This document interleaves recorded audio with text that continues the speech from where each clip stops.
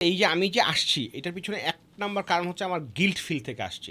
সেটা হচ্ছে যে ভাই হ্যাঁ গিল্ট ফিল থেকে আসছি যে মানে আসলে অনেক লোক এসে অনেক কথা বলতেছে বলতেছে মানুষজন যে এই যে ভুল পথে যাইতেছে অনেক টাকা খরচ করতেছে গরু বেচে জিনিসপত্র কিনতেছে এই করতেছে সেই করতেছে এই কোর্সে ঢুকতেছে ওই কোর্সে ঢুকতেছে তারপরে আবার ফ্রাস্ট্রেটেড হয়ে ফেসবুকে দিচ্ছে তারাই গাধামি করতেছে তারাই আবার চেইতা যাইতেছে তখন আমার মনে হলো যে না আসলে মনে হয় কিছু কথা বলা উচিত। যদি আমরা যারা কাজ করছি এরা যদি না বলি তাহলে আমরা শুধু শুধু ভুল ধরে তো লাভ নাই।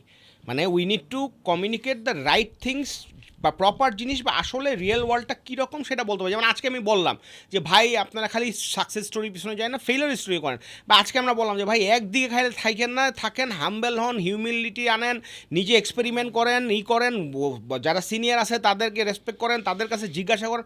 এগুলো যদি না বলি তাহলে তো সবাই মনে করবে যা দেখতেছি সেইটাই কি ট্রু। একটা স্টুডিও ভাড়া করে কন্টেন্ট বানানো তো এখন আর খুব একটা কঠিন কিছু।